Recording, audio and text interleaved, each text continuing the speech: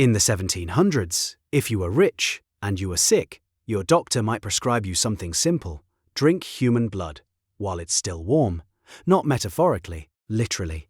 People would gather around execution scaffolds across Europe, waiting for the blood of the freshly beheaded to still be warm so they could drink it straight from the body. This was called corpse medicine, and it wasn't some fringe backwoods superstition. Kings did this.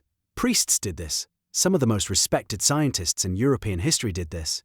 Today, we're uncovering one of the strangest, most deliberately forgotten chapters in medical history, and why it lasted far, far longer than anyone wants to admit. To understand how this started, we have to go back further than you'd think. Ancient Roman gladiators would drink the blood of their slain enemies in the arena, hoping to absorb their strength and vitality. Roman doctors believed that blood drunk hot from a dying gladiator's wounds could actually cure epilepsy. And because most gladiators were enslaved people, this tells you something uncomfortable about whose bodies were considered acceptable to use. This idea didn't disappear, it evolved. By the Middle Ages, healers and alchemists across Europe were prescribing remedies made from human remains for almost everything: headaches, bruising, plague, gout, even depression. Here's the part that surprises people most. Corpse medicine wasn't at its peak in some dark, ignorant medieval past. It actually reached its height during the Renaissance and the so-called Age of Science, the 1500s and 1600s. This was happening at the exact same time as Isaac Newton, Robert Boyle, and the birth of modern chemistry. The line between magic and science was a lot blurrier than we like to remember. King Charles II of England had his own personal recipe. It was called King's Drops. You'd take a human skull, grind it into a fine powder, mix it with alcohol and drink it. On his deathbed, his doctors actually used these drops on him, along with herbal enemas, trying everything they could. It didn't work, but the recipe survived him. King's Drops were sold in London pharmacies well into the 1700s. And it wasn't just freshly dead bodies. Egyptian mummies were stolen from tombs by the thousands and shipped to Europe, where they were ground up and sold as medicine, called mumia. One 16th century French surgeon called mummy the very first and last medicine of almost all our practitioners for treating bruises. Skulls were taken from Irish burial sites. Gravediggers robbed bodies and sold the parts. There was an entire underground economy built around human remains. Here's where it gets even stranger. In Germany, Austria and Denmark, this wasn't just for kings and nobles. Poor citizens would pay whatever they could afford to drink human blood directly at execution scaffolds. The executioner himself often became a kind of medicine man. People believed the hand of a freshly hanged man had healing powers. They'd pay to be touched by it to cure skin conditions and goiters.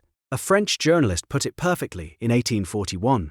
He said, "The executioner is a bit of a doctor, just as the doctor is a bit of an executioner."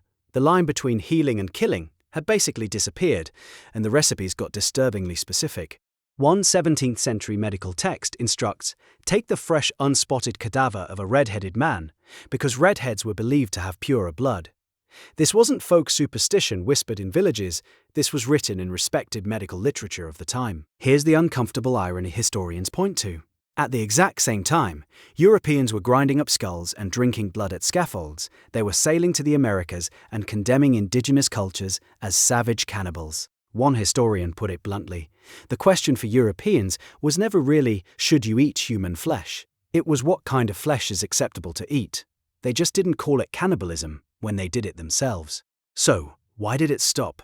The practice started dying out in the 1700s, right around the time Europeans began regularly using forks at dinner and soap in the bath. Personal hygiene, germ theory, and a new squeamishness about the body all converged at once. New ideas about heredity also made people nervous. Some physicians started warning that drinking a criminal's blood might pass on his criminal nature. People got scared it would corrupt them rather than heal them. Here's the fact that shocks people most.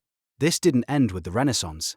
It didn't even end with the 1700s. In 1847, during Queen Victoria's reign, an Englishman was advised to mix the skull of a young woman with treacle and feed it to his daughter to cure her epilepsy. He actually obtained it. He actually did it. It allegedly had no effect. A so-called thieves' candle, supposedly made from human fat and believed to stupefy and paralyze anyone who saw its flame, was still being talked about in criminal circles into the 1880s. And the very last documented case, 1908, in Germany, someone attempted to drink blood at an execution scaffold, the same practice we opened this video with, over 300 years after it first became popular, and barely over a century ago. So next time you take a paracetamol for a headache, just remember, 300 years ago, the prescription might have been someone else's skull. And the genuinely unsettling part isn't that people believe something strange, it's how long it took us to stop, 1800 years, give or take, from Roman gladiators to a German scaffold in 1908. Let me know in the comments, what's the strangest medical cure you've ever heard of? And would you have tried corpse medicine if you'd lived back then? If you enjoyed this dive into the strange corners of history, subscribe. We cover stories like this every week. I'll see you in the next one.